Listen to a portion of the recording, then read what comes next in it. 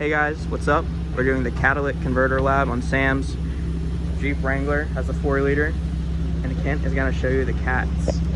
All right, I don't know if you can see in there very well, but we've got two cats.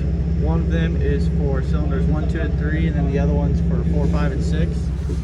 And now we're gonna go over to the other side where we have our last cat, which is for all of them. It goes into one pipe, and it goes into this one right here. And as you can see, it's right there. All right, now for this lab, what we're doing is taking the temperatures pre and post cat every minute for 10 minutes, and that's gonna be the next clip. All right, so we just took the first reading on the first minute of all the cats, and here are results for cylinders 1, 2, and 3. The pre is 350 degrees, post is 150. Cylinders 4, 5, and 6, 350, 150. And the big cat, where it merges into one, is 144 and 143. We'll check back in at 5 minutes and at 10 minutes. Sorry guys, I didn't get to check in at 5 minutes. It was just going by too fast. So we did the complete 10 minutes, and here's our results. I'll take a picture so you guys can pause it in the next clip and look at it.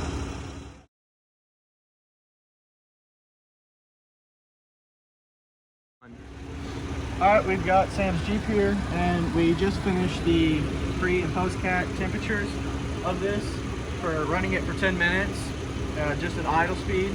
And as you can see here on this, we got, at the beginning it was 350 to 150, towards the end it got 620 to 473, and as you notice on one of the cats it was 630 to 600, so not much of a difference in change. He also has a cat code, so this could be a possibility as to why he's throwing the code for his Jeep. So it's just something to look at for the future. Okay, so for our next test, we're holding at 2,500 RPM for 5 minutes. We're gonna be taking the temperatures before and after each minute. I won't be able to record the process because it's gonna be really loud, so we're gonna get back to you once all this data is filled out. All right, we did the second test here at 2,500 RPMs. And for cylinders 4, 5, and 6, this is what we got. And after the 2 minute mark, we couldn't read the pre because it was about out of range of our thermometer here. We got above 700 to 430, so a pretty good drop, and then 574. And then by the 4 minute mark, we were out of range for both pre and post. But as you can notice with cylinders 1, 2, and 3, like we had a problem with in the past one, where it looked like our cat was not doing anything with temperature change, we kind of can see that here at 2,500 RPMs. We have the 612, 640, and then after the 2 minute mark, they were both reading high. So this is telling us that after 2 minutes, they were both reading above 700 degrees. So there's most likely that means that the cat is out and it's not doing what it's supposed to be doing. And then we have for our post cat here, we've got, it seems to be doing its job. At the 1 minute mark, we had 293 and then 234, so it was dropping in temperature. And then by the 5 minute mark, it was doing 583 to 572. And then we'll show you the cat that we think is going bad. And we think it's for cylinders 1, 2, and 3. I don't know if you can see, it's that one right there that Connor's zooming in on.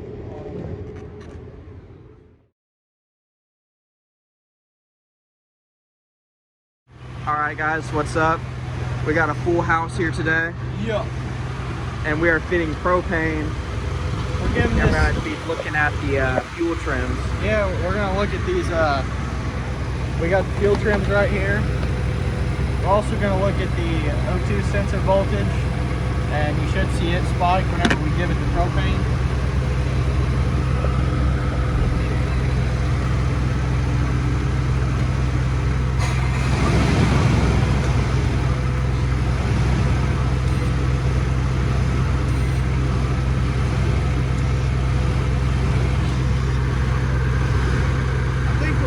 Propane.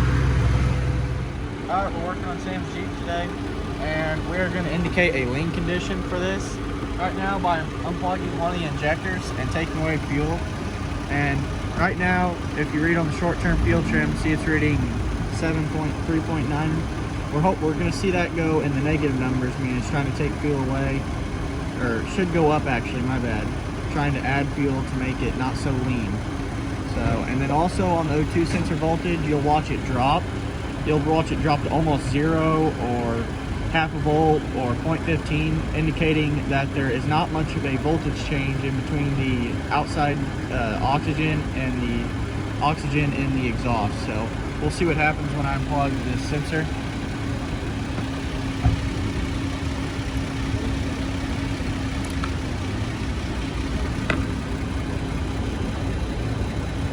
And see, we've got almost 0 for the O2 sensor voltage on bank 1 sensor 1, and then our short-term fuel trim is increased to 3.1, and that tells us that it is trying to run rich, because it's trying to increase the fuel because it's running lean. So another thing that we found when we were trying to make this run lean by unplugging the fuel injector is, as we plugged it back in, it still ran on 5 cylinders. This is because what Chrysler's will do, like Mr. Heiser was talking about, is even after the misfire is fixed, it'll still have that injector turn off until you restart the engine. So we're gonna demonstrate that now. Ken, can you start it? So, what I'm gonna do is unplug the fuel injector. And basically, it's gonna bog. And even when I plug it back in, as you can see, it's still gonna run rough. So when Ken's gonna shut it off and turn it back on, it'll fix that issue, therefore turning the fuel injector back on. As you can see, it's perfectly fine now.